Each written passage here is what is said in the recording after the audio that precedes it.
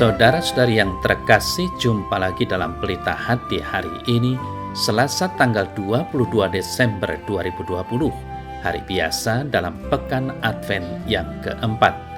Bersama saya Romo Thomas Suratno SC dari Paroki Cilandak, Jakarta Selatan, mendengar dan merenungkan sabda Tuhan, yakni firman Tuhan yang tersurat dalam Injil Lukas, bab atau pasal 1, ayat 46 sampai dengan ayat 56.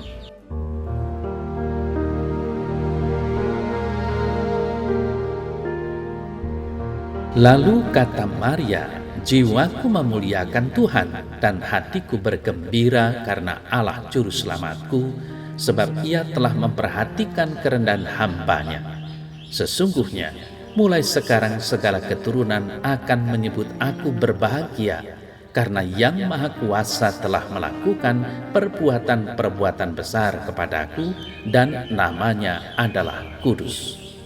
Dan rahmat-Nya turun-temurun atas orang yang takut akan Dia.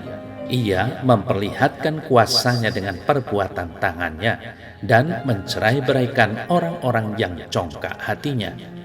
Ia menurunkan orang-orang yang berkuasa dari tahtanya, dan meninggikan orang-orang yang rendah. Ia melimpahkan segala yang baik kepada orang yang lapar, dan menyuruh orang yang kaya pergi dengan tangan hampa. Ia menolong Israel hamba-Nya, karena Ia mengingat rahmat-Nya seperti yang dijanjikan-Nya kepada nenek moyang kita, kepada Abraham dan keturunannya untuk selama-lamanya." Dan Maria tinggal kira-kira 3 bulan lamanya bersama dengan Elizabeth, lalu pulang kembali ke rumahnya.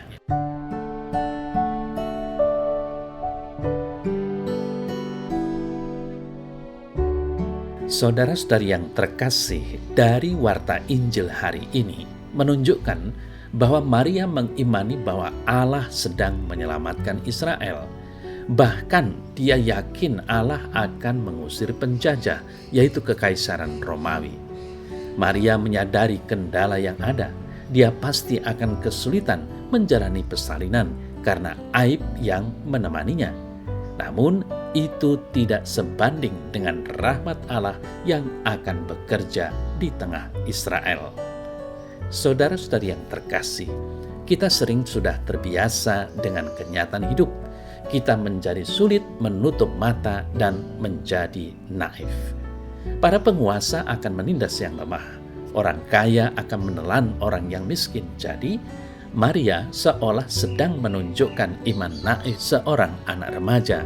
Namun, Maria menunjukkan kita seni kenaifan yang kedua, yang layak juga kita amati. Walau memang masih remaja, Maria memilih percaya pada Allah. Dia yang sanggup meninggikan orang yang rendah.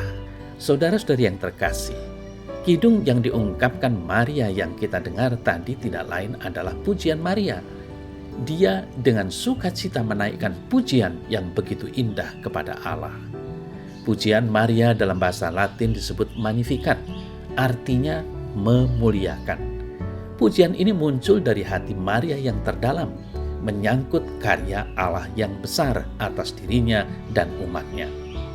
Dalam bagian yang pertama, Maria memuji Allah karena perkara besar yang Allah telah lakukan bagi dia. Maria memahami keberadaan dirinya. Terlebih di hadapan Allah, ia hanya seorang hamba. Itulah sebabnya orang akan menyebut dia berbahagia karena telah dipilih untuk mengandung dan melahirkan anak Allah. Lalu pada bagian kedua, saudara saya yang terkasih, Maria memuji Allah karena kekudusan, rahmat dan kuasa-Nya yang ditujukan kepada orang-orang yang takut akan Dia. Allah juga akan menunjukkan kuasa-Nya atas mereka yang meninggikan diri, yaitu mereka yang angkuh, penguasa yang korup, dan orang kaya yang tidak memedulikan orang miskin. Kemudian bagian yang ketiga, Maria memuji Allah yang setia pada perjanjiannya dengan umatnya. Saudara-saudara yang terkasih, dari pujian Maria, nyata imannya bahwa Allah akan setia memelihara umatnya sebagaimana yang telah Dia janjikan kepada Abraham, nenek moyang mereka. Dari pokok-pokok iman di dalam pujian Maria, nyata juga pengharapannya sebagai umat Allah, yaitu bahwa Allah akan bertindak menolong mereka. Pujian kita kepada Allah memang memperlihatkan bagaimana iman kita kepada Allah dan bagaimana pengenalan kita akan Dia. Pengalaman keseharian kita akan Allah dan pemahaman akan berkat-berkat-Nya yang melimpahi kita hari demi hari seharusnya menggerakkan kita sebagai orang beriman untuk memuji-muji Allah. Allah layak menerima puji-pujian kita karena Ia memelihara hidup kita yang adalah milik-Nya. Ia memperhatikan kita secara pribadi dan bertindak bagi kepentingan kita sesuai kehendak-Nya. Maka pujilah Allah dengan segenap hati dan dengan segenap kesadaran serta pemahaman kita. Terpujilah Tuhan.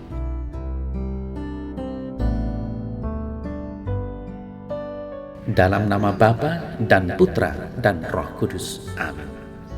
Ya Tuhan Allah, tolonglah aku agar dapat meneladani Santa Perawan Maria, di mana karena imannya dia sanggup menerima dengan gembira dan menjalankan apa yang Kau kehendaki walau rasanya tidak mungkin.